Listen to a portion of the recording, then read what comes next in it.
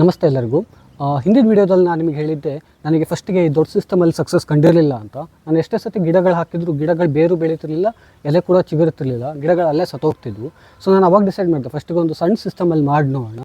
ಸಣ್ಣ ಸಿಸ್ಟಮಲ್ಲಿ ಸಕ್ಸಸ್ ಕಂಡ್ರೆ ಬೇಕಾದ್ರೆ ದೊಡ್ಡ ಸಿಸ್ಟಮಲ್ಲಿ ನಾನು ಅಟೆಂಡ್ ಮಾಡ್ಬೋದು ಅಂತ. ಸೊ ಆ ಸಣ್ಣ ಸಿಸ್ಟಮಲ್ಲಿ ಮಾಡಿದ್ದೆ ಈ ಥರ ಒಂದು ಟ್ರೇ ಸಿಸ್ಟಮಲ್ಲಿ. ಸೊ ಇದನ್ನು ಹೈಡ್ರೋಪೋನಿಕ್ ಸಿಸ್ಟಮ್ ಅಂತ ಕೂಡ ಕರೀತಾರೆ. ಸೊ ಈ ಸಣ್ಣ ಸಿಸ್ಟಮಲ್ಲಿ ಮಾಡೋದಕ್ಕೆ ಕೆಲವೊಂದಷ್ಟು ವಸ್ತುಗಳು ಬೇಕು. ಒಂದು ನಮಗೆ ಈ ಥರದ ಒಂದು ಟ್ರೇ ಬೇಕು. ಟ್ರೇ ಮೇಲೆ ಈ ರೀತಿ ಒಂದು ಲ್ಯಾಮಿನೇಟ್ ಶೀಟ್ ಅಥವಾ ಪ್ಲೈವುಡ್ ಶೀಟನ್ನು ಯೂಸ್ ಮಾಡ್ಬೋದು, ಇಲ್ಲ ನೀವು ಥರ್ಮೋಕೋಲ್ ಶೀಟ್ಗಳನ್ನ ಕೂಡ ಉಪಯೋಗಿಸ್ಬೋದು. ಈ ಶೀಟ್ಗಳಲ್ಲಿ ನಾವು ಹೋಲ್ಸ್ಗಳನ್ನ ಮಾಡಬೇಕಾಗುತ್ತೆ. ನಾನು ತುಂಬ ಹೋಲ್ಸ್ ಮಾಡಿದ್ದೀನಿ, ಆದರೆ ಇಷ್ಟೊಂದು ಹೋಲ್ಸ್ಗಳ ನೆಸೆಸಿಟಿ ಇರಲ್ಲ. 8 to 12 ಹೋಲ್ಸ್ ಮಾತ್ರ ಸಾಕು, ಯಾಕಂದರೆ ಒಂದು ಟ್ರೇಯಲ್ಲಿ ತುಂಬ ಗಿಡಗಳನ್ನ ಬೆಳೆಯೋಕ್ಕಾಗಲ್ಲ. ಸೊ 8 to 12 ಹೋಲ್ಸ್ ಮಾಡ್ಕೊಂಡ್ರೆ ಸಾಕು. ಸೊ ಈ ರೀತಿ ಹೋಲ್ಸ್ ಮಾಡೋದಕ್ಕೆ ನಮಗೆ ಈ ಥರದೊಂದು ಸರ್ಕ್ಯುಲರ್ ಸಾ ಅಂತ ಒಂದು ಸಿಗುತ್ತೆ ಆನ್ಲೈನಲ್ಲಿ. ನಿಮಗೆ ಬೇಕಾದ್ರೆ ಇದನ್ನು ತಗೊಬೋದು, ನಾನು ಇದ್ರ ಲಿಂಕನ್ನು ಡಿಸ್ಕ್ರಿಪ್ಷನ್ ಹಾಕಿರ್ತೀನಿ. ಇದನ್ನು ನೀವು ಡ್ರಿಲ್ಲಿಂಗ್ ಮಿಷಿನಿಗೆ ಅಟ್ಯಾಚ್ ಮಾಡಿ ಈ ರೀತಿ ಹೋಲ್ಸ್ ಮಾಡ್ಬೋದು. ನೀವೇನಾದ್ರು ಥರ್ಮೋಕೋಲ್ ಏನಾದ್ರು ಉಪಯೋಗಿಸೋದಾದ್ರೆ ನೀವು ಬ್ಲೇಡಲ್ಲೇ ಕಟ್ ಮಾಡಿ ಈ 2 ಇಂಚ್ ನೆಟ್ ಕಪ್ಸ್ ಫಿಟ್ ಆಗೋ ಥರ ನೀವು ಮಾಡ್ಕೊಂಡು ಕೂಡ ಮಾಡ್ಬೋದು. ಸೊ ಇದರಲ್ಲಿ ಏನು ಅಂದರೆ, ನೀವು ಒಂದು ಸತಿ ಈ ಥರ ಹೋಲ್ ಮಾಡಾದಮೇಲೆ ಇದನ್ನು ಈ ರೀತಿ ಟ್ರೇ ಮೇಲೆ ಇಡಬೇಕು. ಟ್ರೇ ಮೇಲೆ ಇಟ್ಟು ಈಗ ಈ ಹೋಲ್ಸಲ್ಲಿ ನಾವು ಗಿಡಗಳನ್ನ ಇಡ್ಬೋದು.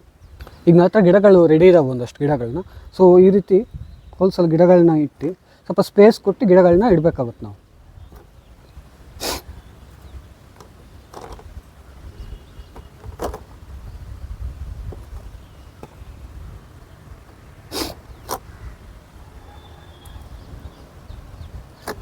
ಈಗ ಒಂದು ಸತಿ ಈ ರೀತಿ ಗಿಡಗಳನ್ನ ಇಟ್ಟಾದ್ಮೇಲೆ ಈ ಟ್ರೇ ಫುಲ್ಲು ನಾವು ನೀರನ್ನು ತುಂಬಿಸ್ಬೇಕಾಗುತ್ತೆ. ಸೊ ನಾನೀಗ ನೀರು ಹಾಕ್ತೀನಿ.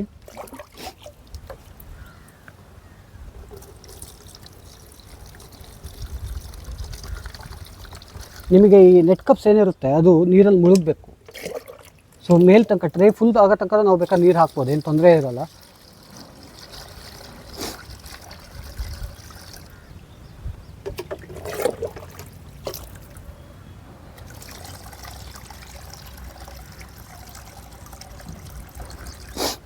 ಈ ರೀತಿ ನೀರು ಹಾಕಿದ್ಮೇಲೆ ಅಥವಾ ನ್ಯೂಟ್ರಿಯೆಂಟ್ ಸೊಲ್ಯೂಷನ್ ಆಲ್ರೆಡಿ ಇದೆ, ಆ ನ್ಯೂಟ್ರಿಯೆಂಟ್ ಸೊಲ್ಯೂಷನ್ನ ಈ ನೀರಿಗೆ ಹಾಕಬೇಕು.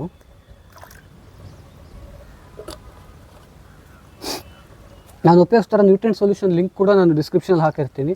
ನಿಮಗೆ ಇದನ್ನೇ ನ್ಯೂಟ್ರಿಯೆಂಟ್ ಸೊಲ್ಯೂಷನ್ ಉಪಯೋಗಿಸ್ಕೊಬೇಕು ಅಂದರೆ ನೀವು ಬೇಕಾದ್ರೆ ಇದನ್ನು ಕೂಡ ಉಪಯೋಗಿಸ್ಬೋದು. ಬೇರೆ ಬೇರೆ ಥರ ನ್ಯೂಟ್ರಿಯೆಂಟ್ ಸೊಲ್ಯೂಷನ್ಸ್ ಇದ್ದಾವೆ. ನಾನು ಫಸ್ಟಿಗೆ ಒಂದು ತರಿಸಿದೆ, ಅದು ಅಷ್ಟು ಉಪಯೋಗ ಬರಲಿಲ್ಲ. ಆದರೆ ಈ ನ್ಯೂಟ್ರಿಯೆಂಟ್ ಸೊಲ್ಯೂಷನಲ್ಲಿ ಗಿಡಗಳು ಭಾರಿ ಚೆನ್ನಾಗಿ ಬಂದವು. ಸೊ ಈ ನ್ಯೂಟ್ರಿಯೆಂಟ್ ಸೊಲ್ಯೂಷನ್ ಏನು ಹಾಕ್ತಿದ್ದೀವಿ, ಇದು 400 to 800 ppm ನಾವು ಮೇಂಟೈನ್ ಮಾಡಬೇಕಾಗುತ್ತೆ. ಅದಕ್ಕಿಂತ ಜಾಸ್ತಿ ಹಾಕೋದೇನು ನೆಸಸರಿ ಇರೋಲ್ಲ, ಅದು ಗಿಡಗಳಿಗೆ ಓವರ್ ಆಗುತ್ತೆ. ಸೊ 400 to 800 ppm ಅಷ್ಟು ಹಾಕಿ ನ್ಯೂಟ್ರಿಯೆಂಟ್ ಸೊಲ್ಯೂಷನ್ನ ನಾವು ಮೇಂಟೈನ್ ಮಾಡಬೇಕಾಗುತ್ತೆ. ಈಗ ನಾವು ಸಿಸ್ಟಮಲ್ಲಿ ಗಿಡ ಇಟ್ಟಿದ್ದೀವಿ, ನೀರು ಹಾಕಿದ್ದೀವಿ, ಹಾಗೆ ನ್ಯೂಟ್ರಿಯೆಂಟ್ ಸೊಲ್ಯೂಷನ್ ಕೂಡ ಹಾಕಿದ್ದೀವಿ. ಈಗ ಕೆಲವೊಂದಷ್ಟು ವಿಚಾರಗಳನ್ನ ನಾವು ನೆನಪಲ್ಲಿ ಇಟ್ಕೊಬೇಕಾಗುತ್ತೆ. ಈ ಸಿಸ್ಟಮಿಗೆ ಸನ್ಲೈಟ್ ಡೈರೆಕ್ಟಾಗಿ ಬೀಳಬಾರ್ದು. ಸನ್ಲೈಟ್ ಡೈರೆಕ್ಟಾಗಿ ಬಿದ್ದು ನೀರೊಳಗೆ ಏನಾದ್ರು ಸನ್ಲೈಟ್ ಬೀಳೋಕ್ಕೆ ಶುರುವಾದರೆ ಏನಾಗುತ್ತೆ ಅಂದರೆ, ನೀರಲ್ಲಿ ಪಾಚಿ ಬೆಳ್ಕೊಳಕ್ಕೆ ಶುರುವಾಗುತ್ತೆ. ಒಂದು ಸತಿ ಪಾಚಿ ಬೆಳ್ಕೊಳಕ್ಕೆ ಶುರು ಆದರೆ ಅದು ನ್ಯೂಟ್ರಿಯೆಂಟ್ ಸೊಲ್ಯೂಷನ್ ಮತ್ತು ನೀರಲ್ಲಿರೋ ಆಕ್ಸಿಜನ್ ಎಲ್ಲ ಪಾಚಿನ ಉಪಯೋಗಿಸ್ಕೊಳಕ್ಕೆ ಶುರು ಮಾಡ್ತವೆ. ಸೊ ಹಾಗಾಗಿ ಡೈರೆಕ್ಟ್ ಸನ್ಲೈಟ್ ಬೀಳ್ದಿಲ್ಲಂಗೆ ನಾವು ನೋಡ್ಕೊಬೇಕಾಗುತ್ತೆ. ಇನಿಷಿಯಲ್ ಸ್ಟೇಜಸಲ್ಲಿ ಎಲೆಗಳೆಲ್ಲ ಸಣ್ಣ ಇರೋದ್ರಿಂದ ಡೈರೆಕ್ಟಾಗಿ ಸನ್ಲೈಟ್ ಬಿದ್ದು ಪಾಚಿ ಬೆಳೆಯೋ ಸಾಧ್ಯತೆ ಜಾಸ್ತಿ ಇರುತ್ತೆ.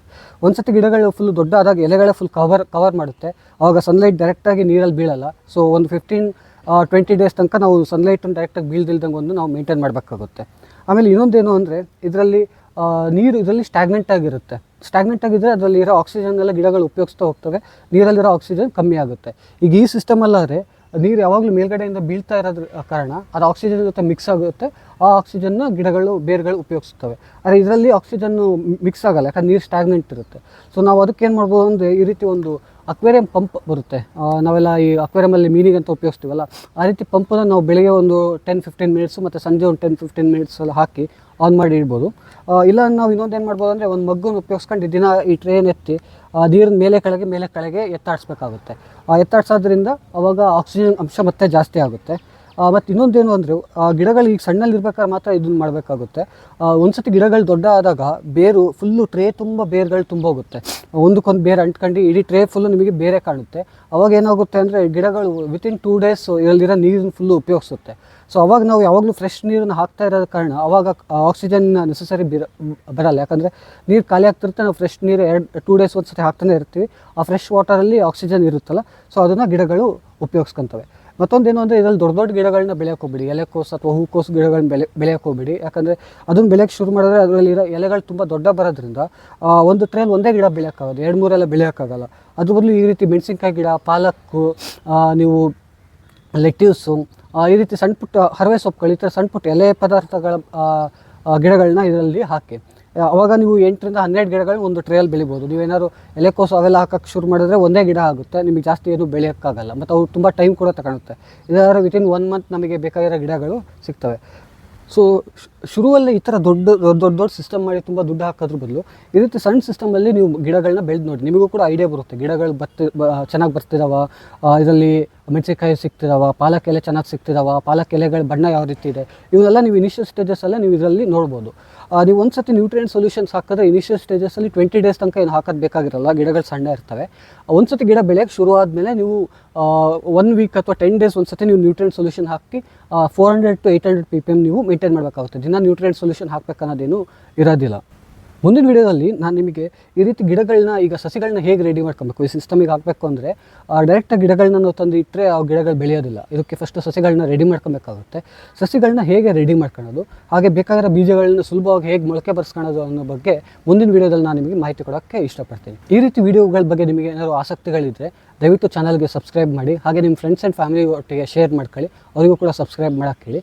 ಮುಂದಿನ ವಿಡಿಯೋದಲ್ಲಿ ಸಿಗೋಣ. ಧನ್ಯವಾದಗಳು.